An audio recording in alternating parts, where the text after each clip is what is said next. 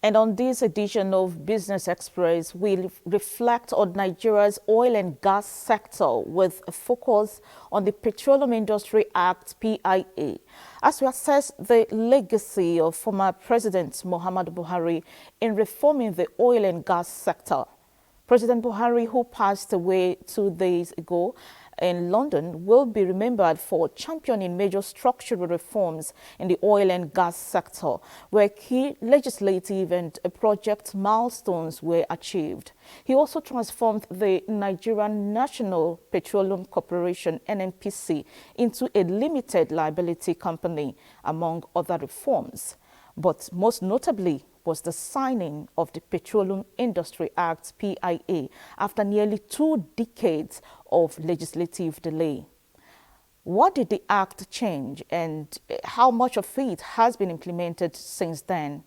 Joining us to explore this is oil and gas expert, Mr. Eche Stephen Idoko, the Publicity Secretary of the Crude Oil Refineries Association of Nigeria. You're welcome to Business Express, sir. Yeah, thank you very much. It's an honor to be here.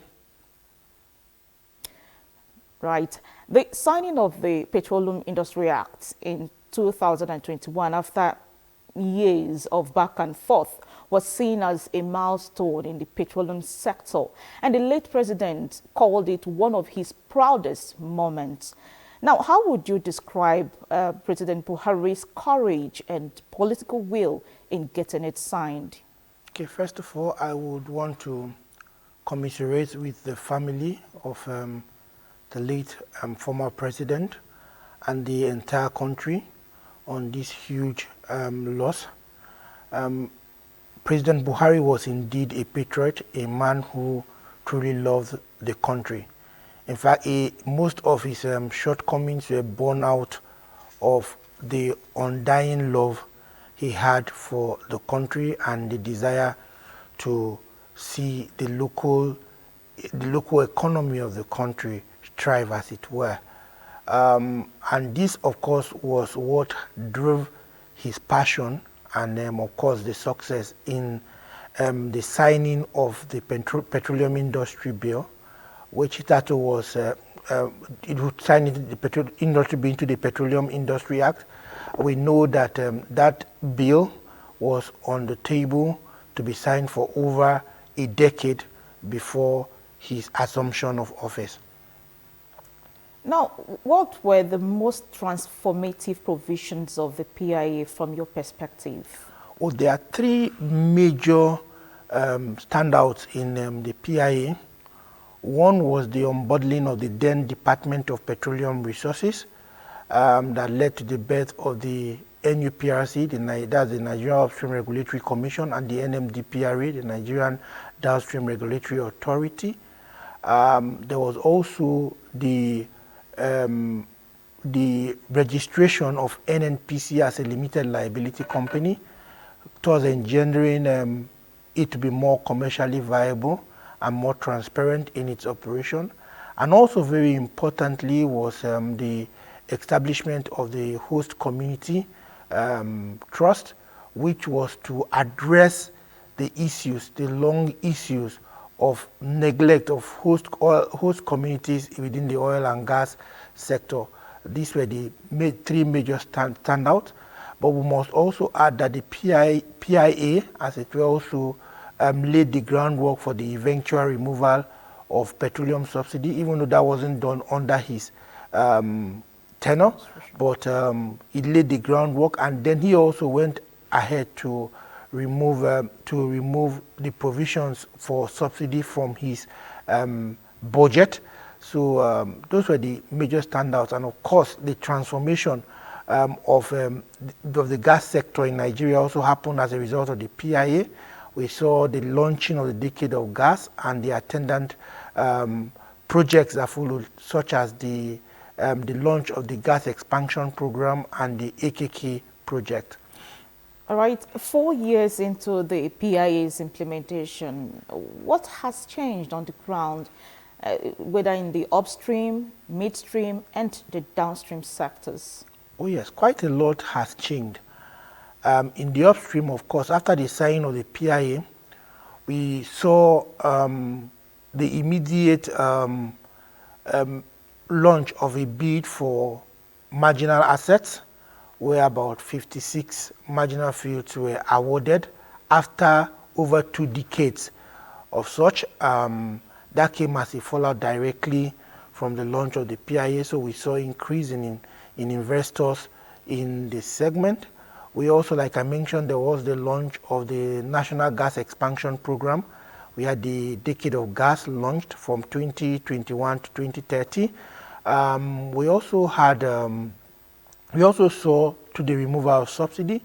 In the mid and downstream, we saw a flurry of activities. There was the launch of Walter Smith's refinery that came in as a result of that. We also had the Dangote refinery came as an offshoot of that, and we have quite a number of other refineries still at various stages of completion that started at the same period.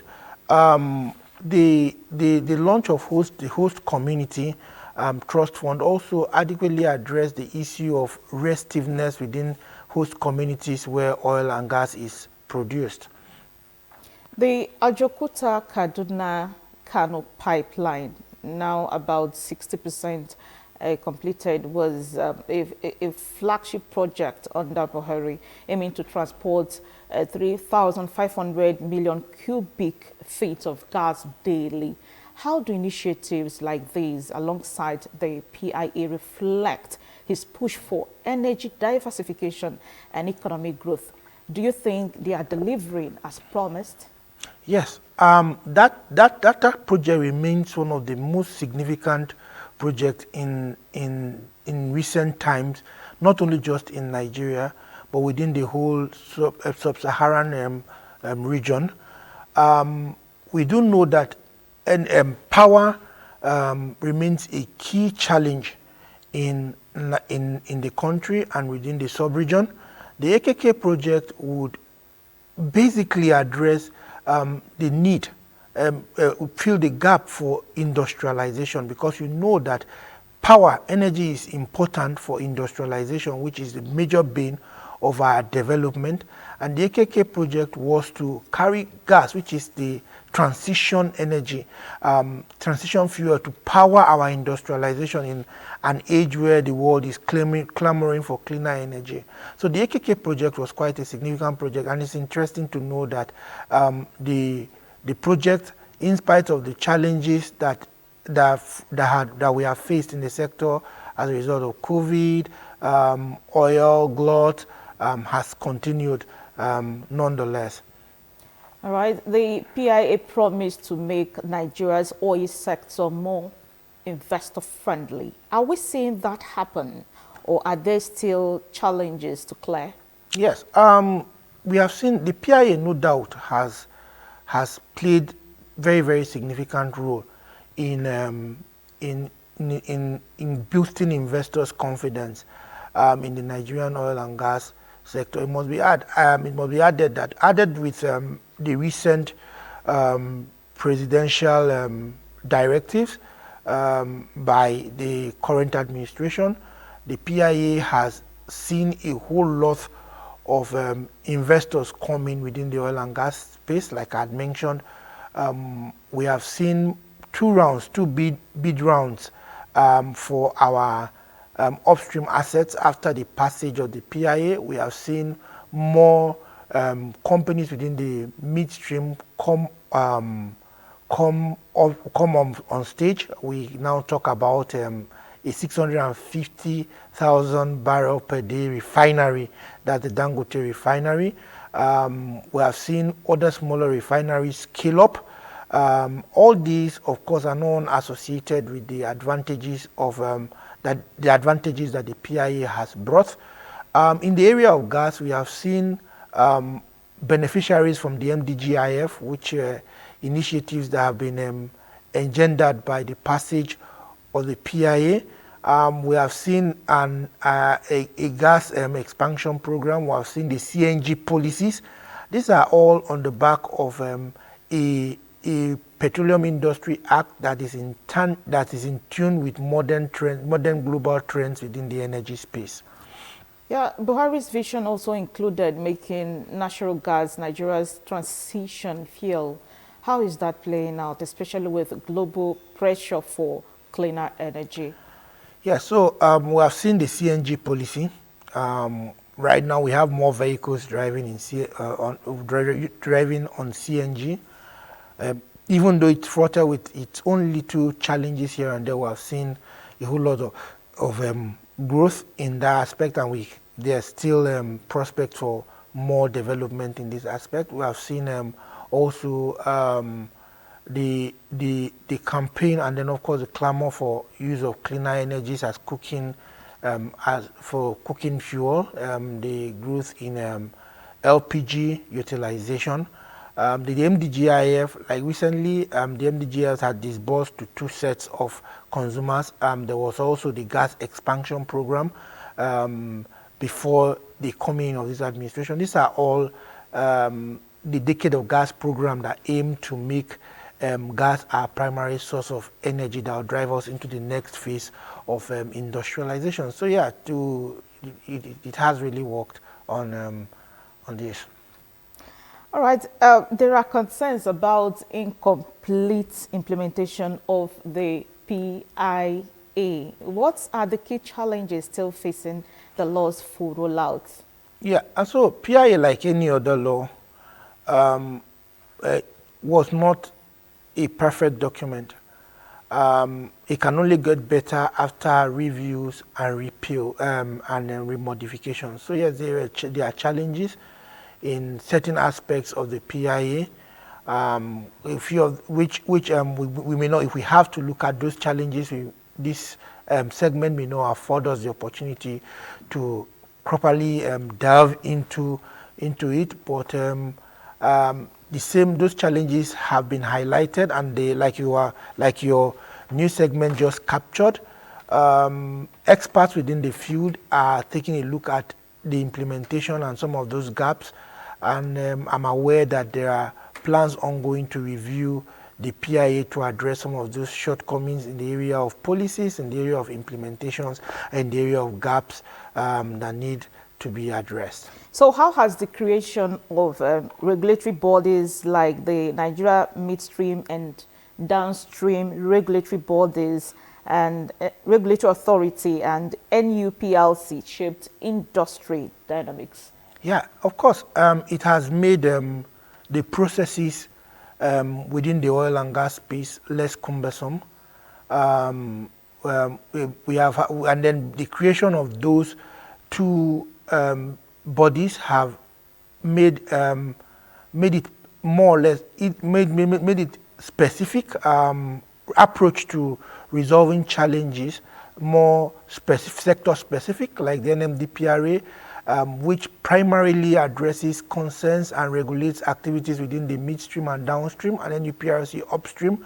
This has created has brought in more organization and finesse to the general operations within the oil and gas sector, and has aligned the country with global trends and practices. Of no doubt, it's easier to do business within this sector as a result of the value that these 2 agencies have created than it was before the passage of the PIA. As an insider, what immediate reforms would you recommend to consolidate Buhari's oil sector gains? Very briefly, sir. Yeah, so with the implementation of the PIA, there are gaps that have been created, that have been identified, not created. The PIA has helped the sector in identifying various gaps, especially within the midstream sector. There are a few reforms that we think should be done, especially for the refining space. Also, in terms of the local content segment of the oil and gas industry to be more enhanced. We have also asked that non-compliance, most of these sections in the PIA that have been highlighted, they should be clear directions in terms of what should be sanctions for non-compliance and all that. I also need to add quickly that one of the major fallouts from PIA was the enablement and strengthening of the Nigerian Content Development Board and policies. We've seen the launch of quite a number of FPSOs and fabrication yards, and we have seen an increase in terms of local participation across the spectrums in the oil and gas. In the last bidding rounds, we have people who are developing assets from drilling to first oil, who had utilized 98 to 100% Nigerian local content. All right, Mr. Eche Stephen Idoko, thanks for coming on Business Express. We appreciate your perspective. Oh, thank you very much. It was a pleasure being here. Moving on, Asia